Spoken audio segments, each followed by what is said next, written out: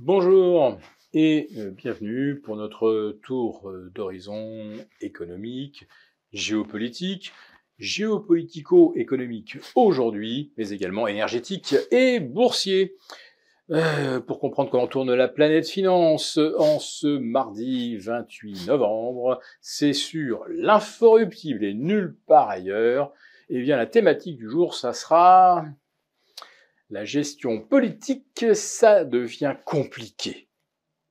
Alors c'est compliqué pour nos amis allemands, puisque le Conseil constitutionnel a rejeté le projet de budget 2024 et surtout sucré 60 milliards de dépenses d'investissement qui auraient pu éviter à l'économie allemande de poursuivre sur le chemin de la récession, car ils y sont déjà à moins 0,1. Eh bien, pour 2024, 160 milliards d'investissements, ça sera probablement à nouveau une croissance négative, comme dirait Christine Lagarde.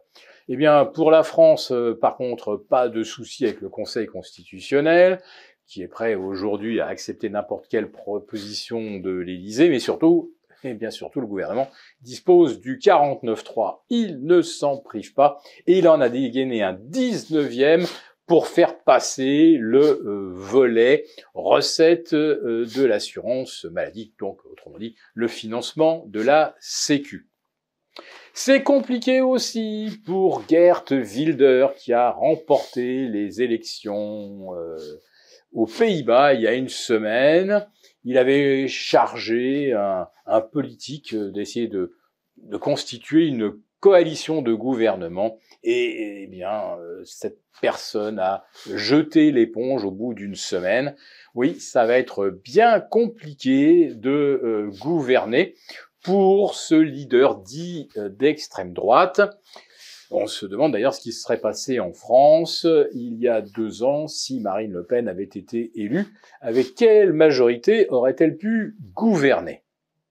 Mais attendez, on n'a pas encore évoqué le cas le plus spectaculaire qui est Javier Milei, le nouveau président de l'Argentine, qui vient de retourner sa veste et vu la vigueur du geste, il a même retourné son pantalon dans la foulée. Eh bien, figurez-vous que celui qu'on appelait El Loco, avec ses propositions folles de dollariser l'économie argentine et de supprimer le peso, de supprimer des ministères, de supprimer la banque centrale, de supprimer les subventions aux services publics, notamment les transports ferroviaires, routiers, etc., eh bien, on se disait, mais comment va-t-il faire pour gouverner? Eh bien, c'est tout simple, il suffisait de répudier toutes ces promesses électorales en bloc, ce qu'il a fait. Donc, la dollarisation de l'économie argentine, on oublie. Et d'ailleurs, le conseiller qui avait recommandé cette stratégie, il vient de se faire dégager de l'équipe économique de monsieur Milei. Le patron de la Banque centrale argentine, qui est un ex de JP Morgan, va voir son rôle confirmé, donc il n'y aura évidemment pas de dollarisation. Les subventions qui devaient être toutes sucrées, vous savez, fuera, eh bien, elles vont être en partie maintenues, sinon tous les services publics s'arrêteraient faute de moyens, et surtout, il se déclencherait des grèves qui paralyseraient le pays. Donc ça aussi, on oublie.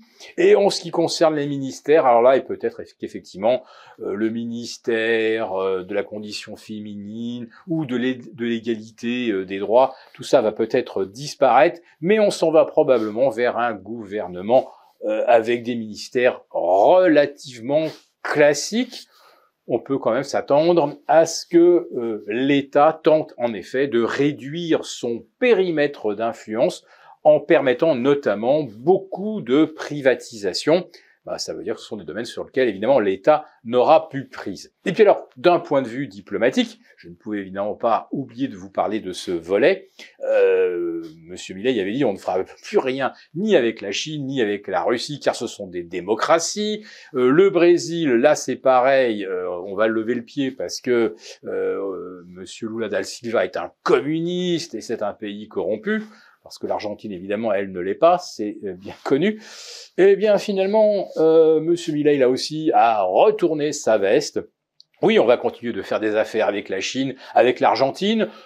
Non, je ne vais pas m'opposer forcément à l'adhésion de l'Argentine au BRICS. Tout simplement, pourquoi? Bah parce que les industriels, eux, le veulent bien, adhérer au BRICS, surtout avec des clients comme la Chine, la Russie, et le partenaire brésilien.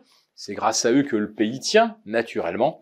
Voilà, donc vous comprenez que en Argentine, et tout le monde l'avait compris, les Argentins les premiers, il avait fait des tas de promesses folles qui ont rendu fou de rage ses adversaires, mais chacun savait que les promesses n'engagent que ceux qui y croient, et personne ne croyait évidemment que l'Argentine se passerait du peso, d'un banquier central, ou répudierait sa dette auprès du FMI, et couperait les liens économiques avec la Chine, la Russie ou le Brésil au prétexte que ce ne sont pas des démocraties. Voilà, comme quoi en politique il faut savoir parfois faire preuve de souplesse. En France, la souplesse connaît pas, c'est 49.3. Merci beaucoup d'avoir regardé cette vidéo. N'hésitez pas à réagir dans les commentaires ou à liker et partager cette vidéo si le contenu vous a plu. Et pour ne rater aucune de nos prochaines émissions, vous pouvez vous abonner à notre chaîne et activer les notifications. Et pour plus de contenu, n'oubliez pas que le dernier rapport rédigé par nos experts est accessible en cliquant sur le lien de description. On se retrouve tout de suite dans les commentaires et je vous dis à très bientôt pour une prochaine vidéo.